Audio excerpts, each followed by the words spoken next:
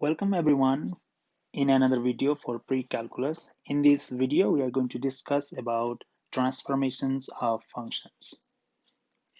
So transformation of functions is a very important topic in math because um, we get a lot of functions from the basic function or the parent function by doing transformations. So for example, we have x squared, square root of x, absolute value of x, or x cubed. So these are some of the basic or the parent functions. So all other functions that are of degree 2 can be obtained from x squared by performing some transformation or doing some transformation.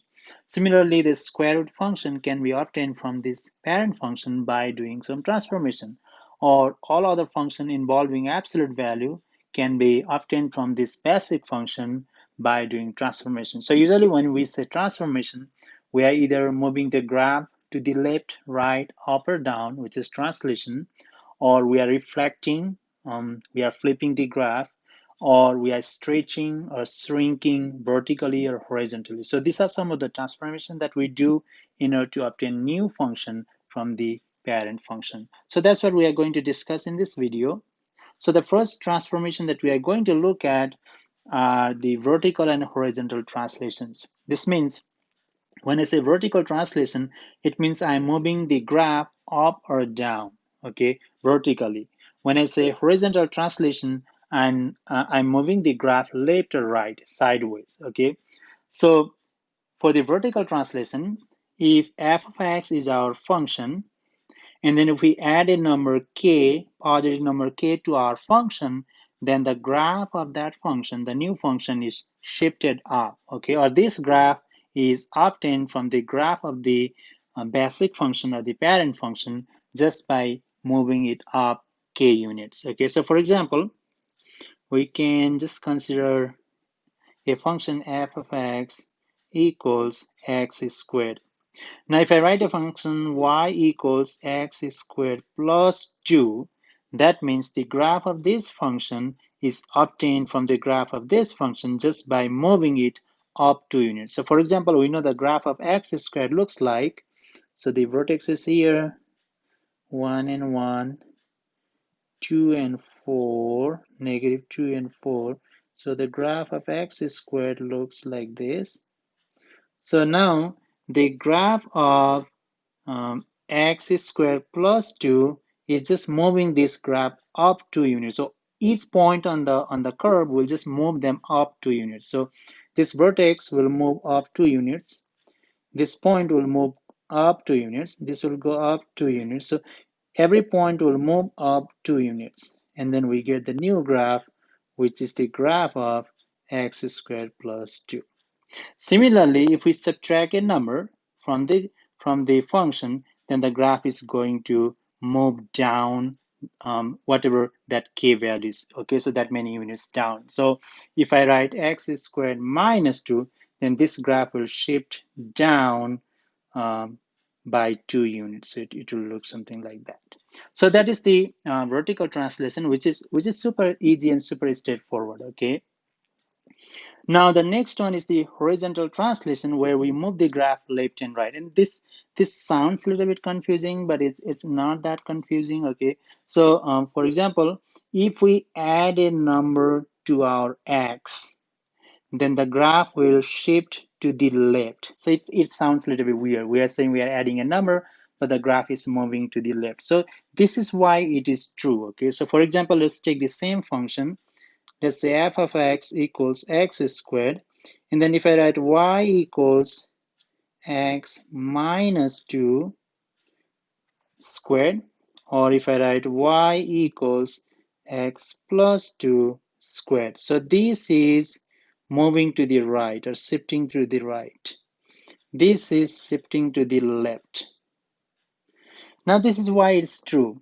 When we are doing this horizontal translation, we are not changing the height of the function. The height of the function stays same. So for example, if I take that function again, x squared, the basic function, so the graph looks like this.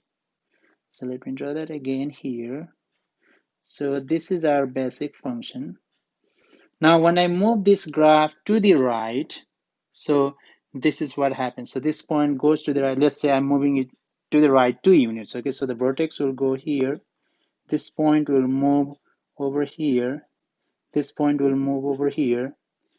And then the graph is going to, sorry, I'm moving 2 units, not 1 unit. Sorry. So this point will move over here. Okay. And then this point will move over here. So let me draw the graph. So this is how it looks like when we are moving to the right. Now the equation of this new graph is this one. So why is that true? Why we subtract it? Now let's see. We are not changing the height of the function. So the vertex here is 0, 0, and the vertex here is 2, comma 0. That means the y value is 0. So in order to get 0, what we have to do is we have to replace x with 2. Okay, so basically we are taking positive x value. We were at 0, now we are taking 2. That means we actually move to the right. Though we see a minus here, in order to get the same height, we have to take a x value which is 2 units to the right from the original point. Similarly, when we move that graph to the left, the graph looks like this. So the vertex will come here, okay, and then that point will come here, and then it looks like this. Now the equation of this one, or the formula for that function, is y equals x plus 2 squared. Now this is why it's true. In order to get the same height, so the height of the vertex is 0. In order to get 0 height, we have to take x equals negative 2. That way we get negative 2 plus 2 squared is 0. That means in order to get the vertex, we are taking x equals negative 2. The vertex here was 0, the x value was 0. Now the x value is negative 2. That means we have to move to the left. So though we have a plus sign here, actually we are going to the left in order to get the same height of the function. That's why it sounds a little bit weird. We are adding a number and the graph is shifting to the right, but that is the fact, okay? Now, another transformation that we see is the reflection. So usually we reflect on x-axis, okay, across x-axis or y-axis. So this is kind of like simple. We can just take a point and see that. So for example, if I take a point 2, comma 3, 2, comma 3. Now if I change the sign of y, so if I replace 3 with negative 3, my point would be down here, which is 2 comma negative 3. That means when I change the sign of y coordinate or the y value, the point is reflected across x-axis.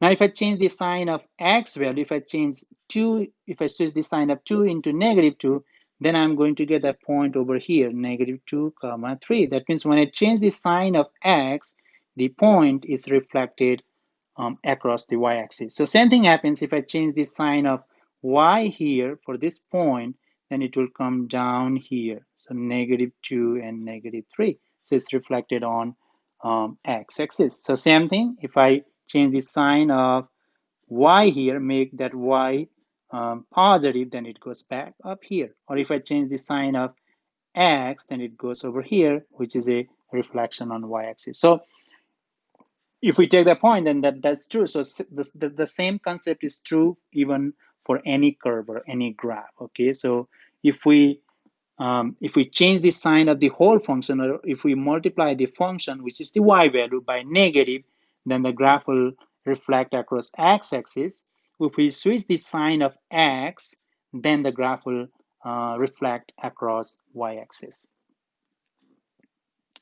So another transformation that we do is stretching and shrinking. That means we'll either pull vertically or squeeze or compress vertically, and we can do the same thing horizontally. Okay, so for that, if we multiply a function by a constant, then there is a vertical stretching or shrinking. Okay, so there is a vertical stretching if we multiply a function by a number greater than 1. So we can take the same function f of x equals x squared, And then if I multiply that function by a number greater than 1, so let's say 2, now the graph of this new function is the graph of x squared, which is stretched vertically. So for example, again, let's go ahead and graph that. So here is my basic graph. So this is the graph of x squared. Now when I multiply by 2, that means I'm multiplying the y value of the function by 2. So the y value at this point is 0. If I multiply by 0, then it's still here. The y value of this point is 1. So x value is 1, but I'm not changing the x value here. I'm multiplying by 2 to my function. That means I'm changing the y value. I'm multiplying the y value by 2. That means y value becomes 2. So the point is 1 comma 2, which means it goes right here. Similarly, the y value of this point is 1. When I multiply by 2, that goes up here. Now, if we take this point, the y value of that point is 4. When I multiply by 2, it goes 8. It goes up here. And then the other one also goes up here. So the graph looks like this. That means if you compare between those two graphs, the blue one is straight. So if we pull this red graph vertically, then we get the green and the blue graph. Okay, so that is stretching vertically. Similarly, if we multiply a function by a number between 0 and 1, so for example, if we multiply by 1/2, then that is vertical shrinking, or it's compressed vertically. So that means this point, so this point will come down here, that 4 will come down here, then the graph will look like this. So the graph will look flat, which means it is compressed vertically. Now for the horizontal shrinking and stretching, again, it's just like the translation. It sounds a little bit weird, but again, it's the same thing. So what we are seeing with the horizontal is if we multiply x by a constant, then the graph either stretches or shrinks vertically. Okay, so shrinks horizontally, not vertically. So this is why when we multiply by a number between 0 and 1, so it's opposite to what we do here. Okay, so for vertical, if you multiply by a number between 0 and 1, it is shrinked. But horizontally, if you multiply by a number between 0 and 1, the graph is stretched. And this is why it's true. So for example, let's take the same function, y equals x squared. Now, if I multiply x by a number between 0 and 1, so y equals 1/2 x squared, and that is 1/4 x squared. Now, if you look over here, this is the basic function. This definition says this is horizontal stretch. Now, this is why it is true. If we go back here, if we multiply by a number between 0 and 1, this is vertical shrink. And these two things are exactly same. So you have a graph here. Vertical shrink means your graph becomes flat, which is same as, so this is shrink vertically, which is same as stretching horizontally. Okay, that's why it's true. Again, same thing. So if you have y equals x squared, now if I multiply by a number, let's say 2 to x, and I get y equals 4x squared. So this is horizontal shrink. Okay, I know it's horizontal shrink because this is vertical stretch. Vertical stretch means you have a graph, then when you stretch vertically, it becomes skinnier, which is same as saying it is horizontally compressed. That is why if we multiply x by a number between 0 and 1, the graph is horizontally stretched.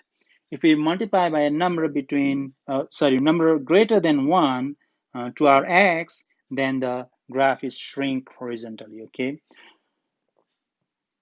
let's look at an example here. So we are given a new function, transform function here, okay? And it says that this graph of this function is obtained from the graph of this function.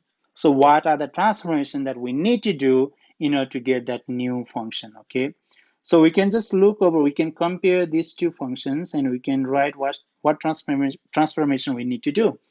So the first one is, this is square root of x. We have added 5 to x. That means when we add a number to x, that is a shift to the left.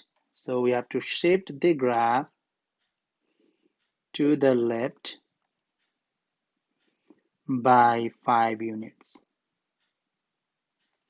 Now the second transformation that we see is we multiply by a negative. So we multiply a function by negative. That means we are reflecting across x-axis. So the second transformation is reflect across x-axis.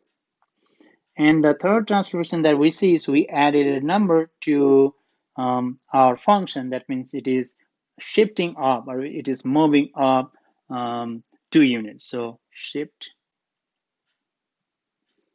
up 2 units. So these are the three transformations that we need to perform over this function in order to obtain this new function right there. Let's look at another example. So this example says the graph of f of x equals x squared is shifted 2 units to the right, so 2 units to the right, and 1 unit up, and then reflected across x-axis, and then stretched vertically by a factor of 2. So the first question is, write the equation for the transform function. So let's say the transform function is, let's say g of x, okay? Now the original function is x squared. It is shifted 2 units to the right, so that becomes x minus 2, and then we have that squared. Then 1 unit up, so plus 1, and then reflected across x-axis. That means this whole thing we multiply by negative, and then stretched vertically by a factor of 2. That means we multiply by 2. So that is the equation for the new function. Now the second question is asking us to graph that function. So what I usually do is I grab the original function first, and then I just transform that function to get the new function, okay? New graph. So let's go ahead and graph x squared. We know that x is squared. So here is the vertex 1 and negative 1 and 1, then 2 and 4, negative 2 and 4. So this is how the graph of this function x squared looks like, okay? Now we are going to do the transformation. Let's go ahead and do the transformation. What we are going to do is, first we are going to shift 2 units to the right. So let's take this key point, which is the vertex. So let's go ahead and move that 2 units to the right. So 1, 2, it goes here, and then 1 unit up. So I'm going to go over here, 1 unit up, and then reflect it across x-axis. So when you reflect this point across x-axis, that comes down here, okay? And then, so this point is 2 comma negative 1, and then that is stretched vertically by a factor of 2. So when we multiply y by 2, then we get negative 2. So our vertex comes down here. That's the first point. Now let's take this point right here and do the transformation.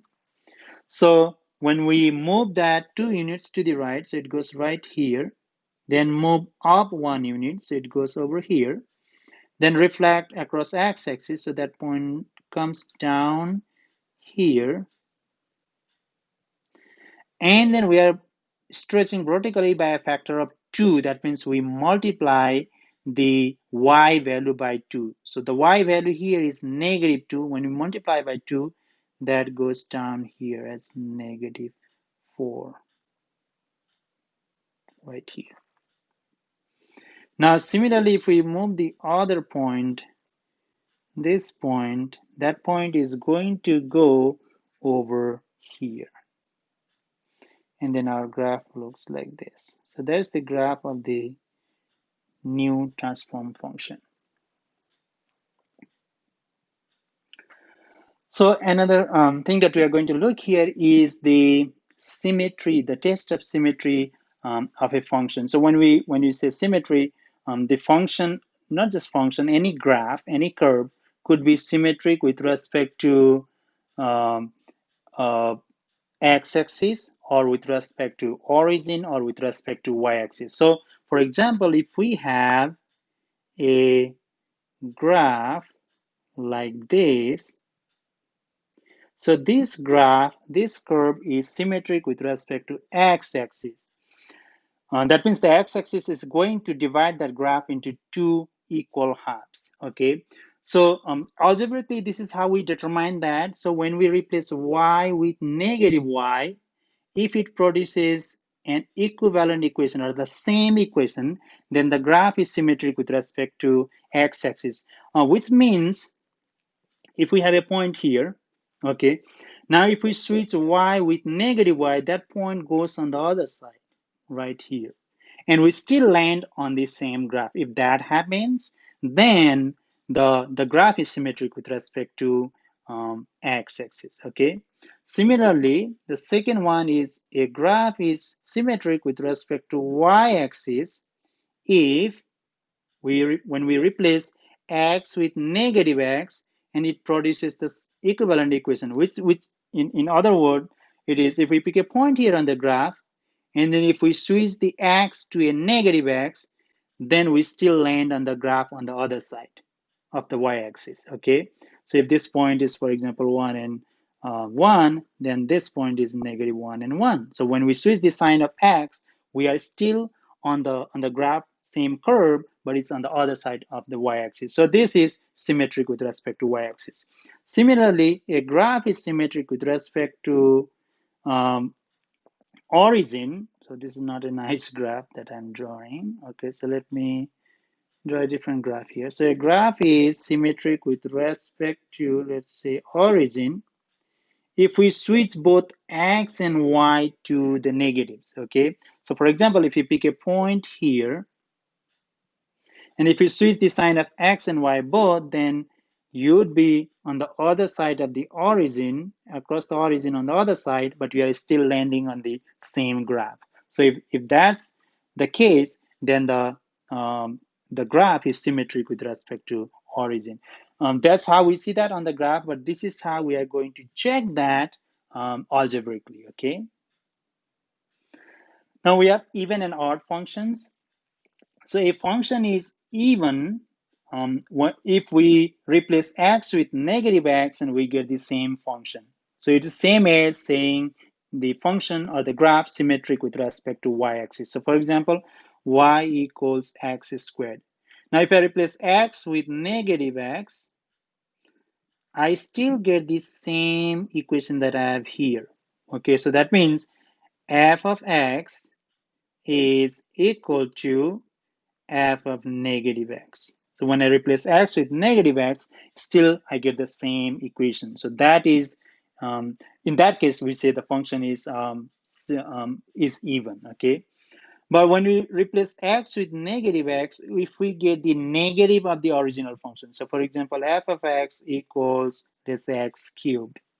Then if I replace x with negative x, then I get f of negative x equals, so this is negative x cubed. So I know that x cubed is f of x. So that becomes f of negative x equals negative f of x. So if that happens, then we say that the function is odd function, okay? So let's look at some examples here.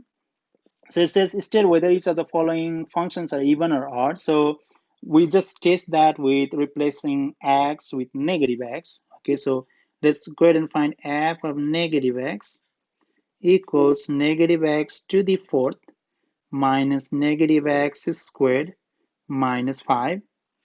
And then we get f of negative x equals, so this is just x to the fourth minus x squared minus 5. So we got the same function or the same expression that we started with. So that means f of negative x equals f of x. So this means the given function is even. Now here, let's go ahead and replace x with negative x. then we get negative x to the fifth minus 2 times negative x cubed plus 6 times negative x. And then that gives us f of negative x equals negative x to the fifth. So negative x cubed is negative x to the third. So that becomes, so we have a negative here and negative here. So that gives us plus 2x cubed minus 6x. Now, if we factor out negative from this expression, we get x to the fifth minus 2x cubed plus 6x. Okay, and then f of negative x equals, so this is f of x. So we have a negative f of x. So this means the given function is odd function. So one thing with the polynomial function, if all the exponents are even, so with the constant we have x to the 0, so we'll consider 0 as even here. Okay, so if all the exponents are even, then the function is even. If all the exponents are odd, then the function is odd. Here 5, 3, and this is 1. Okay, the last one is 1. So all the exponents are odd, the function is odd. That's true for all polynomial functions. Okay, so let's go ahead and check this one. So here, let's go ahead and do the same thing. So f of negative x equals 2 times negative x cubed plus 3 times negative x squared minus 1. Now f of negative x equals, so this is negative 2x cubed plus 3x squared minus 1. Now, even if I factor out negative, I'm not going to get the same function like the one up here, because this is going to be negative when I factor out negative, and that becomes positive, that becomes positive. So I'm not going to get the same function up there. So it does not satisfy either of the conditions. So f of negative x is not equal to f of x. We didn't get f of x here. And even if I factor out negative, so I'm not going to get this. So that means this function is neither odd nor even. Okay, so this is neither. And again, this is a polynomial function. So if we have mixed exponent, both even and odd, so we have odd exponent, we have even exponent, and then we have a 0 here. So if we have mixed exponent, both odd and even, then those functions are neither odd nor even. And that's true only for the polynomial functions. Okay. Now here, for this one, we do the same thing. So if we replace x with negative x, then we get 4 over negative x squared minus 5. And that gives us f of negative x equals 4 over x squared minus 5. And we get the same expression right here. So this means f of negative x equals f of x. That means this is an even function. So again, even functions are symmetric with respect to y-axis. Odd functions are symmetric with respect to origin. So you need to remember. So if we are checking for symmetry, you can do the same thing as well. Okay. So that's all for this video. I'll see you again in the next video.